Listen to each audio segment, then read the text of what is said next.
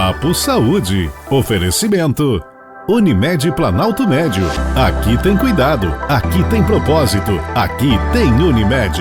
Instituto Mederi. Acesso à saúde através da pesquisa clínica. Olá, boa noite. Sejam muito bem-vindos ao Papo Saúde desta quinta-feira.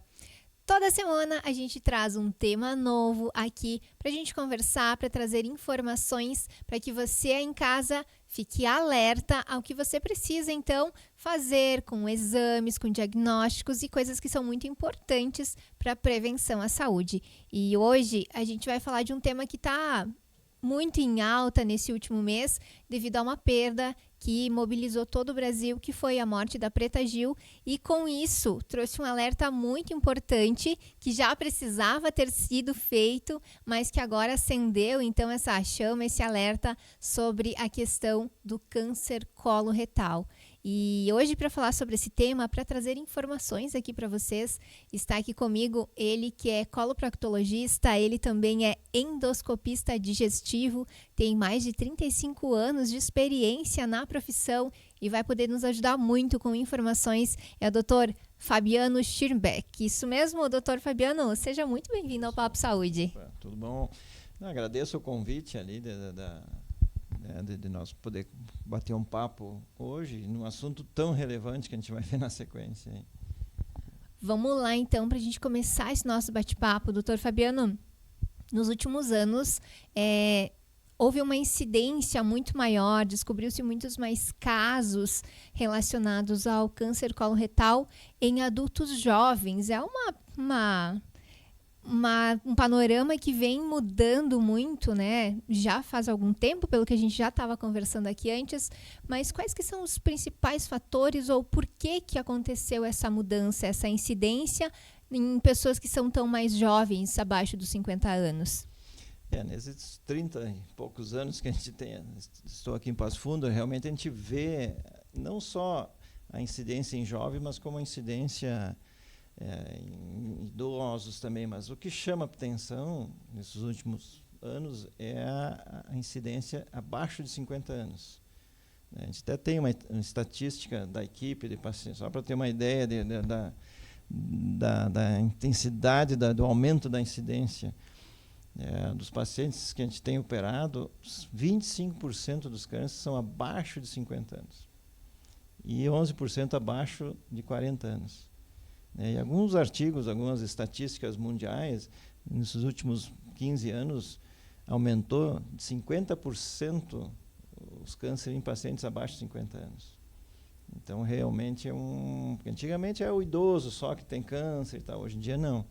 Realmente, a gente tem visto bastante câncer mais precoces.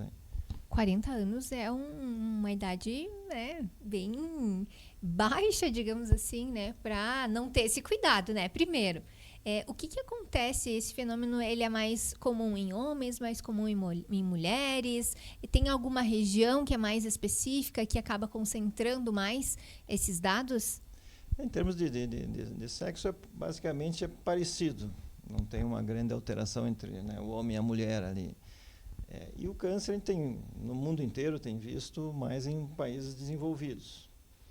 Até um dado interessante, por exemplo, um africano que veio morar nos Estados Unidos, a taxa na África é mais baixa de câncer de intestino. Mas o africano que, por exemplo, veio morar nos Estados Unidos, que é uma incidência alta, comparando o africano que ficou e o que foi para os Estados Unidos, a taxa, a incidência nos Estados Unidos é bem mais alta. Então, isso denota um dos fatores, que eu tinha perguntado antes. É um dos fatores, tem vários fatores, mas é a questão alimentar, a questão dos produtos industrializados. Então, esses são um dos fatores principais, além de outros. Eu ia comentar agora. O estilo de vida contemporâneo, a questão das dietas hipercalóricas, da obesidade, dos alimentos ultraprocessados, todos esses são fatores que acabam contribuindo, com não diria esse agravamento, mas esse aumento de casos em pessoas mais jovens. Exatamente, é isso que você comentou. Além da genética, que é um fator importante, o histórico familiar, e tem algumas síndromes que a gente chama, genéticas, por si só já tem um aumento da incidência, mas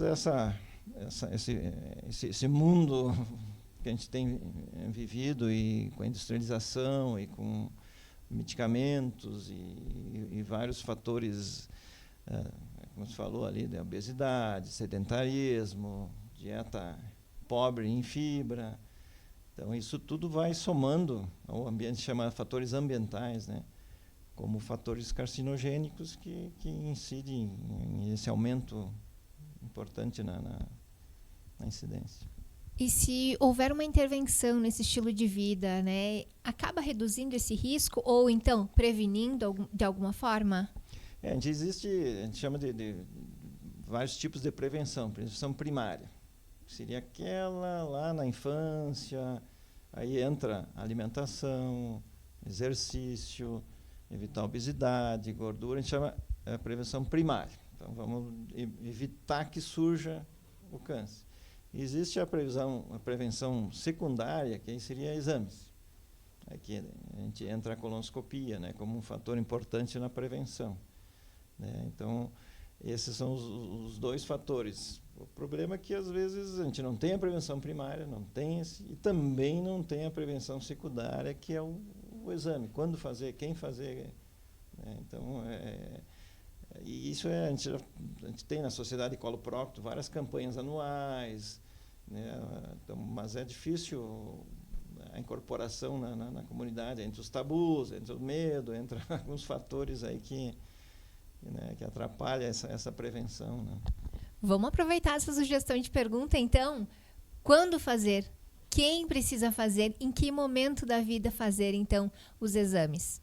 Isso. E quais exames também, para a gente saber? Isso. A gente se divide em dois cenários, assim, né, em termos de exame de prevenção.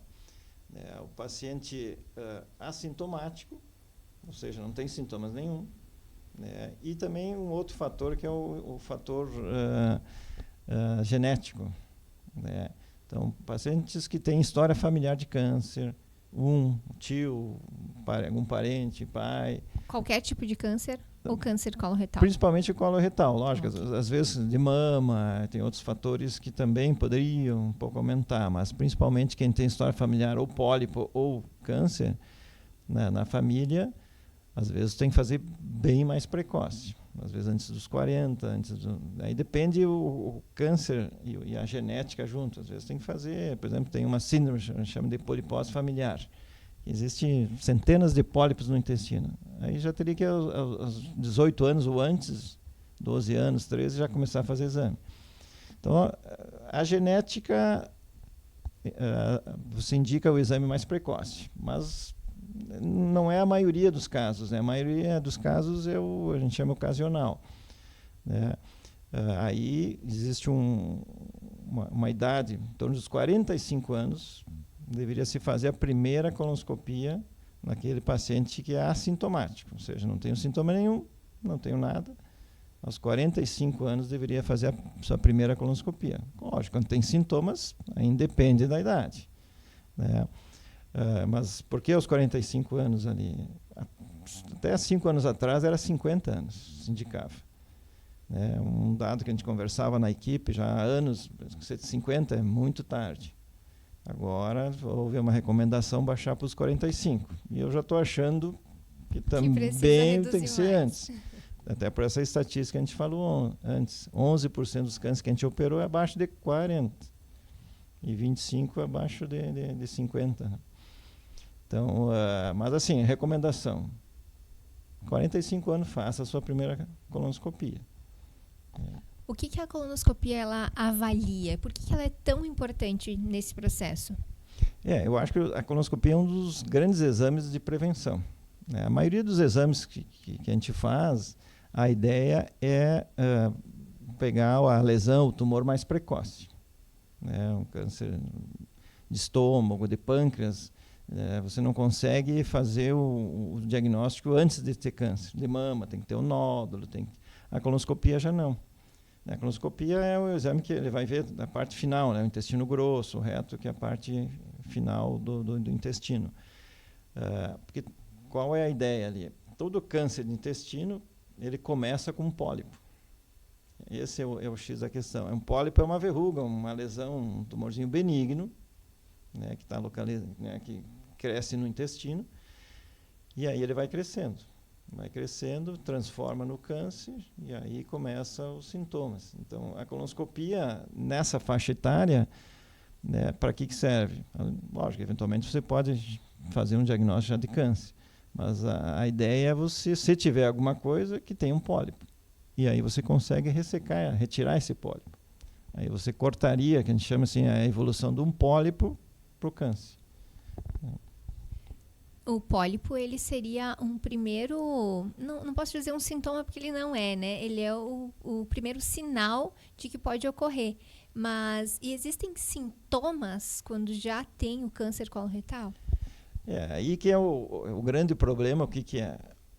A mucosa, que a gente chama, né, a parte interna do intestino, vai surgir o pólipo benigno, ele vai crescendo, vira o câncer, às vezes mais precoce, e aí vai crescendo e dá os sintomas.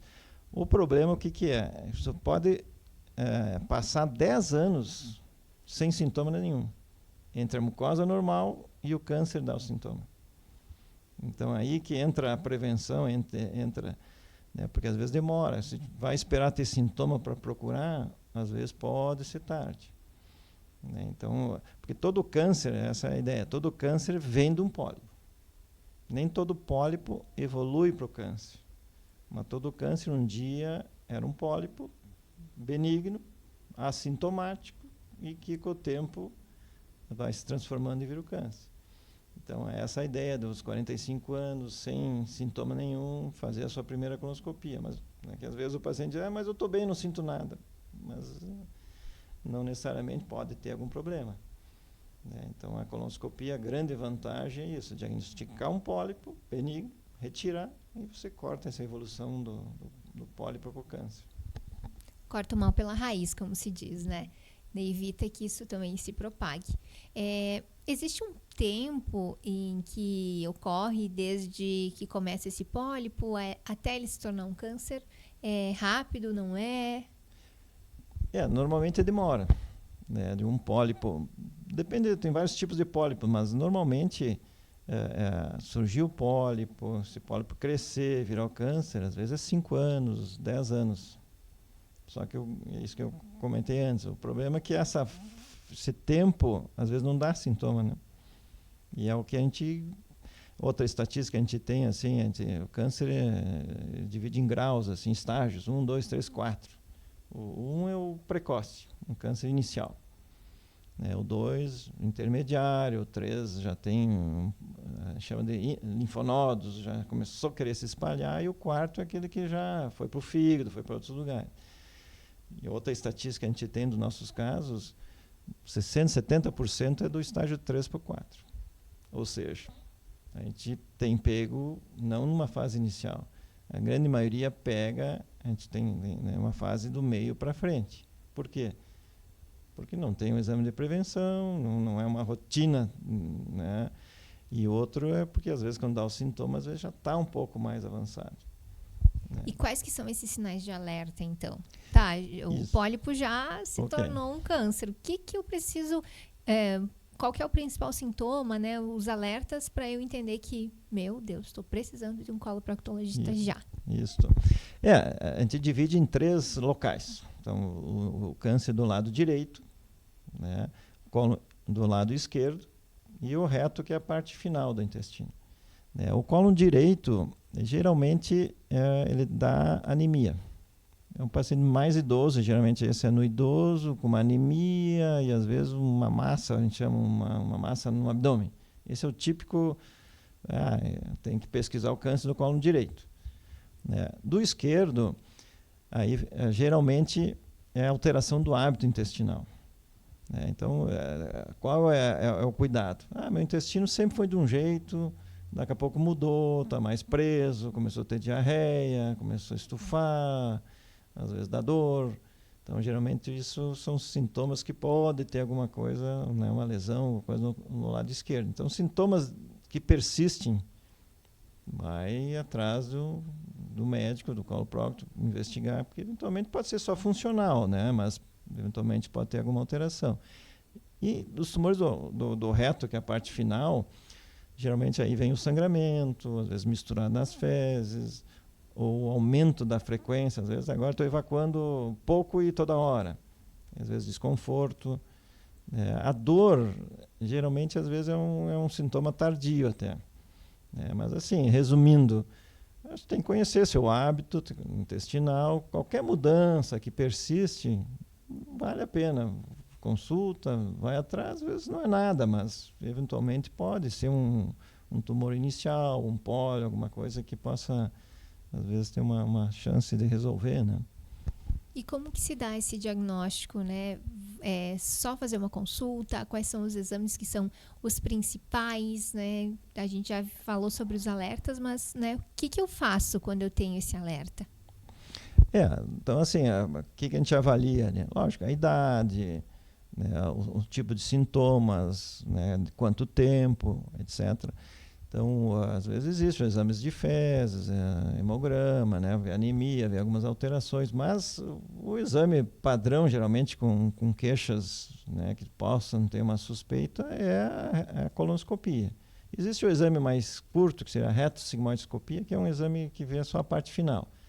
Mas, normalmente, conforme a idade e os sintomas, o exame padrão é a colonoscopia, onde você vê todo o intestino, né, o reto, todo o cólon, vê toda a parte, né, do intestino grosso. Por que é no intestino grosso? A gente vai ver os fatores ali. O fino, né, que a alimentação cai no estômago, passa no fino, que ali é 4, 6 metros do fino, e o grosso é 1 metro, 1 metro e pouco. No fino é raro ter câncer. Porque uma das teorias, né, do câncer intestino é que as substâncias, essas carcinogênicas que a gente chama, que está na alimentação, produtos, e fica mais tempo em contato no cólon. Então, a comida no estômago até chegar no cólon é rápido. 3, 4, 5 horas já entrou para o intestino grosso. E ali é que fica mais tempo. Então, e essas substâncias que a gente chama carcinogênicas ficam mais em contato com a mucosa e aí tem mais potencial de surgir o câncer, etc. Então, essa é uma das teorias por que é no intestino grosso. E por que muitas pessoas ainda têm, eu não sei se seria um medo ou se é uma questão de paradigmas, tabus, enfim, né, de fazer a colonoscopia? Por que as pessoas ainda têm, né, esse preconceito, posso dizer, esse receio? Isso é uma boa colocação. É o que a gente vê no consultório. Não é frequente, eu vim fazer exame de prevenção. Eu acho que é o medo, é o tabu. Não sei se é uma ideia antiga sobre a colonoscopia. Hoje em dia a colonoscopia, com esses equipamentos modernos que a gente tem, sedação, a pessoa dorme, não vê o exame, quando vê já terminou. Então o exame é seguro, né, sendo bem realizado na sedação. O que eles reclamam um pouquinho, talvez esse é o preparo, né? Porque tem que limpar, é importante, né? O intestino tem que estar limpo para a gente conseguir fazer um bom exame. Então, realmente, hoje em dia, não tem por que não fazer. É um exame que pode salvar a tua vida, né? É um exame que você, com as sedações que a gente tem, seguro, né? Outro medo, perfuração, é muito raro, é muito difícil, né? Fazendo com cuidado, com a técnica adequada, é 0,00 alguma coisa, né, de porcentagem de alguma complicação no exame, né? E às vezes te salva, né, a vida, porque tu vai cortar aquela evolução que a gente falou do pólipo câncer.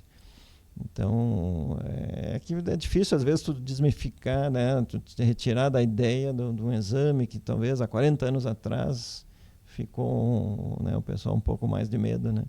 Há quantos anos ela é feita? Esse exame existe desde sempre? Fazem mais ou menos quantos anos? Isso aqui foi em torno de 1969, 70. Só que foi relativamente novo, né? Não sim. É tão antigo. Mas já tem um bom tempo, só que antigamente era outros tipos de equipamentos, né? Era um aparelho mais rígido. Hoje em dia a gente tem aparelhos né, com 4K, a imagem flexível, então é outro tipo de equipamento, né? E a técnica e a sedação, então é um exame extremamente seguro e realmente pode salvar, né, uma complicação futura. Uma coisa é você ter um pólipo, um tumor precoce, e outro é tu ter um câncer mais avançado. Estágio mais avançado é mais complicado até de tratamento, né? A gente já vai falar sobre tratamento, mas antes eu queria... O doutor falou que 45 anos é a idade ideal. Homens e mulheres, né? Já vamos falar para os dois públicos aqui. Homens e mulheres, então 45 anos é a idade que precisa fazer a primeira. Mas e depois disso? Eu preciso fazer todo ano, assim como o exame de mama, assim como o exame de próstata? A cada quanto tempo que eu preciso fazer esse acompanhamento? Isso, então, considerando os pacientes que não têm história de câncer na família. Quando tem história de câncer, às vezes é bem precoce e mais frequente. Não tendo câncer na família e o exame é normal, aos 45, geralmente é de 5 em 5 anos. A gente recomenda, daqui 5 anos faz de novo, não tem nada, daqui 5 anos. Muda um pouco quando tem pólipos. Mas tinha um pólipo que foi retirado. Aí depende, o número de pólipo, o tipo de pólipo, às vezes você solicita daqui 1 ano, 2, 3, aí os teus intervalos são menores. Por quê? Você tem uma tendência de formar novos pólipos. Então a gente tem que ficar mais atento, a gente então faz controles mais próximos aí. Porque a ideia o que é? Ter o pólipo tira, não ter o câncer.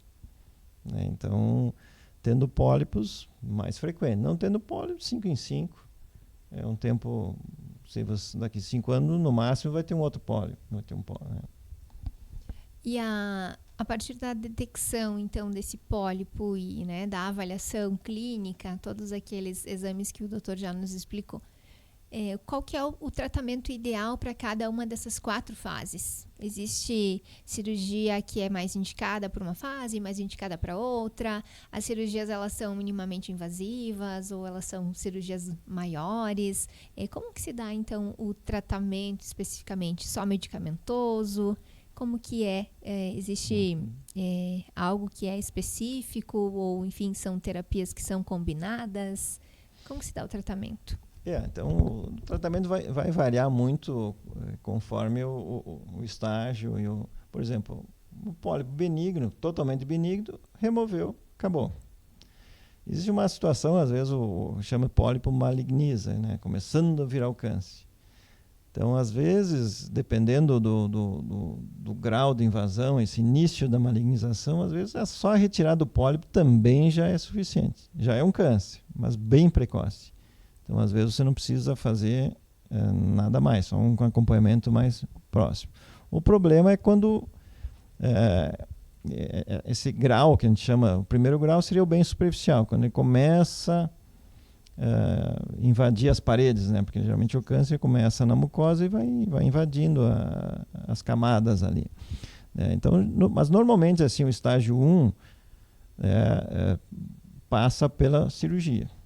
Então você tem que remover. A chance de cura no estágio 1 é 95%. No estágio 4, que é o que já tem metástase no fígado, etc., vai para 8%. Então, olha a diferença de tirar o pólipo, 100%, detectar um câncer precoce, 95%, 8% quando está avançado. Então, a importância de, eventualmente, tendo alguns sintomas, já procurar logo. Então, assim, também depende do tipo de cirurgias, né, comentando em cirurgias, se é no intestino grosso e se é no reto. O reto que é a parte final, que o reto muda um pouquinho. No colo, tanto direito e esquerdo, geralmente passa pela cirurgia, a colectomia, tem que tirar um segmento. Então, e no colo, hoje em dia, tem a laparoscopia e a robótica, tanto no reto também, mas então são cirurgias minimamente invasivas. Então, hoje em dia, sem dúvida, a cirurgia minimamente invasiva é o ideal. Então, onde você tem um trauma menor, uma recuperação melhor para o paciente. Então não fica, antigamente se abria a barriga, né? Os cortes grandes Né? Hoje em dia não, né? Com a laparoscópica robótica a recuperação é bem melhor. Né? Quanto tempo dá de recuperação nesse caso? Pós-operatório, geralmente quando é colo é mais rápido, é 2, 3 dias, às vezes 4 dias já está de alta. Já no dia seguinte sentado, se alimentando. Né? Na cirurgia convencional, às vezes ficava 2, 3 dias para começar a dieta. Né? Hoje em dia já com a laparoscópica ou a robótica a recuperação é bem melhor. Né? No reto já muda um pouco, né? Que é a parte final do intestino. Então aí depende às vezes da altura e às vezes associa ali a rádio e químio. Então aí entra a terapia adjuvante que a gente chama associado ali, o neoadjuvante, onde às vezes tumores muito baixos, às vezes você associa a rádio e químio. Até a doutora Angelita, que é uma coloprocto que é a mais famosa no Brasil e onde desenvolveu essa técnica da radioquimioterapia, é o que foi minha chefe lá em São Paulo, fiz a residência em São Paulo, na época ela começou esse trabalho fazendo radioquimio em tumores de reto distais, onde uma porcentagem considerável curou, sem cirurgia. Então isso mudou, no mundo inteiro ela é reconhecido mundialmente por esse protocolo que a gente chama protocolo diferente de radioquímio. Então ela mudou o paradigma mundial nesses tumores reto e baixo, que uma porcentagem boa às vezes não precisa de cirurgia. Mas ainda nos tumores mais baixos às vezes não responde, aí você tem que fazer a cirurgia, retirar o reto, o intestino, às vezes faz a emenda que a gente chama anastomose lá embaixo. Às vezes, quando é muito distal, aquela bolsinha que às vezes sempre é comum perguntar, bolsinha definitiva. Isso, às vezes, quando é tumor bem na saída, onde não tem como emendar. Né? Mas a medicina tem evoluído muito, a quimioterapia tem evoluído muito.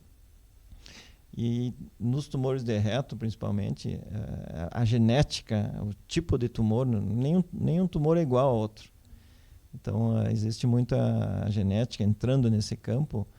E agora, recente, acho que uns 3 anos atrás, tumores de reto, onde pesquisando uma mutação genética X lá específica, tendo aquela genética, aí se usa nem rádio, nem quimio, nem cirurgia, imunoterapia. Um trabalho agora, 3 anos atrás, tiveram 16 casos, em 5% dos tumores de reto aparece essa mutação. E 100% com imunoterapia resolveu, curou. Sem cirurgia, sem rádio, sem quimio. A gente tem 2 casos de tumor de reto também, foi feita a imunoterapia junto com o oncologista clínico, sumiu o tumor. Então, realmente tá vindo muito avanço e a ideia é, cada tumor é avaliar, é ver a genética, ver a alteração, e eu acho que no futuro vai ter, esse tumor tem que ser tratado assim, esse tumor tem que ser tratado aquilo, e talvez a cirurgia cada vez menos e tendo respostas com terapias.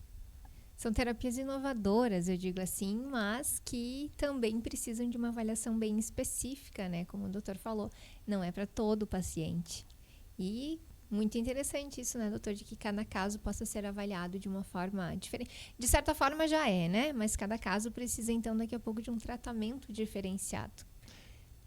E, doutora, a questão da reincidência, né? Já fez todo o tratamento, enfim. Ocorre muita reincidência? Ou depois que fez esse tratamento já pode ficar mais tranquilo? Eu já entrar nesse ponto, mas como está tão complexo os tumores, o tipo, etc., que normalmente a gente trabalha hoje em dia. Antigamente você tratava, fazia sozinho e deu. Não. Hoje tem uma equipe, tem uma discussão semanal, a gente chama de tumor board, é uma equipe multidisciplinar, que é o radiologista, oncologista, cirurgião hepático, cirurgião, né, o radiologista, o coloprocto. A gente senta para discutir todos os casos. Toda semana a gente discute para opinar. Esse caso tem que ser assim, assim, assim. Cada um dá a sua opinião. Vamos atuar dessa maneira. Então a coisa está bem ampla. Então não dá mais para se trabalhar sozinho. A gente chama de equipe multidisciplinar. Né? E da evolução dos resultados, aí entra aquela estatística que a gente falou, né? Lesão precoce, 95% de cura. Qual é o X da questão ali? A gente tem, normalmente, o segmento, lógico, nos 2 primeiros anos, até o 5º ano, a gente tem um segmento, tanto em tanto tempo, fazer alguns exames, né? Tem vários exames que a gente segue. Normalmente, o cuidado principal é nos 2 primeiros anos, onde 90%, quando recidiva, quando volta, é nesses 2 primeiros anos. 10% é do 3º até o 5º. Passou o 5º ano, geralmente está resolvido o problema, está curado. Então, e tudo depende do tipo de tumor, da agressividade, né? Chama de histologia do tumor, da biologia do tumor e do estágio.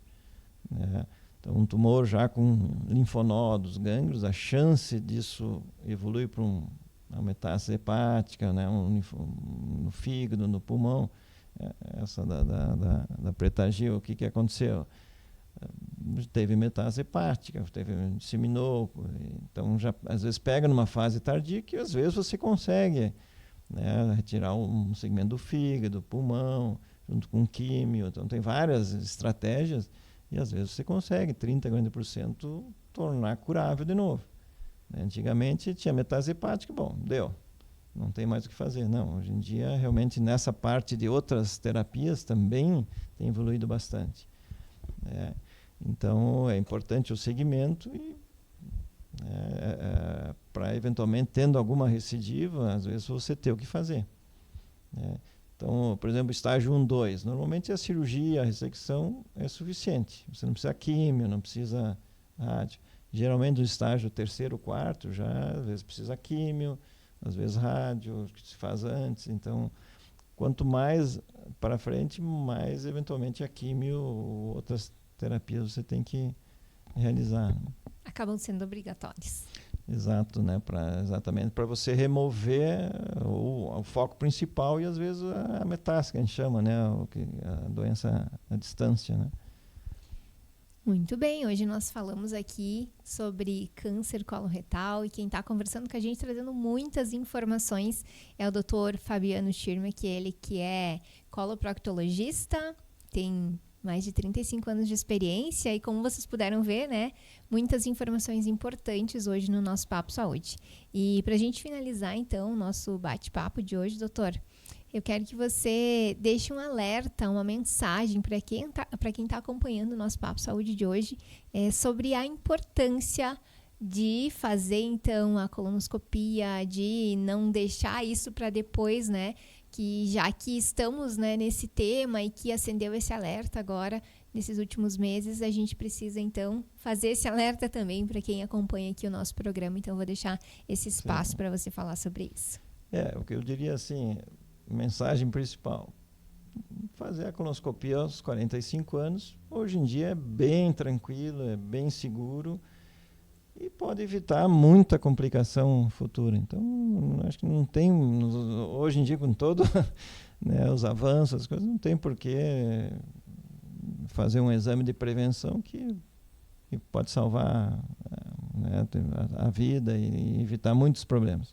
Então, bem tranquilo. Faça a colonoscopia aos 45. Ficar essa mensagem hoje já está muito bom. Já é importante. Então, fica aqui o alerta do Dr. Fabiano. Colonoscopia aos 45, super indicada, que é importante, né, para fazer essa avaliação que é importante para a gente saber se tem algum pólipo, que seja possível ele ser retirado, que foi tudo que a gente falou aqui hoje no nosso Papo Saúde. Dr. Fabiano, muito obrigada por estar aqui com a gente, trazendo tanta informação importante, tantos alertas, e que bom, né, que você pôde participar conosco. Eu que agradeço o convite e eu acho que a nossa obrigação aqui é passar as informações para a gente ter uma saúde melhor futura, né? Com toda certeza. Onde encontramos o Dr. Fabiano? Tem o consultório aqui na frente, a gente tem a equipe Proctoclean, né, que é especializada em coloprocto, né, no edifício Columba, em frente ao Hospital São Vicente, né? Então, já para quem sabe que precisa, né, já está com 45 anos, nunca fez uma colonoscopia, vai lá e aproveita e faz essa consulta, porque é muito importante. Esse foi o nosso alerta de hoje aqui no Papo Saúde. Muito obrigada mais uma vez o Dr. Fabiano, a nossa equipe técnica, a você que está em casa nos acompanhando. Hoje quero deixar um agradecimento especial também a Fernanda, que fez esse intermédio para o Dr. Fabiano estar aqui com a gente. A equipe do Regison Cabeleireiros, que também me recebe toda semana com muito carinho. E eu quero deixar aqui o meu abraço especial para os pais, né? Que no final de semana vai ser o Dia dos Pais. O Dr. Fabiano já é pai também? Já, então também um parabéns para o doutor que está aqui conosco hoje e vocês que nos acompanham. Nosso próximo encontro, vocês já sabem, na próxima quinta-feira, aqui na NGTV, para mais um Papo Saúde. Eu espero por vocês.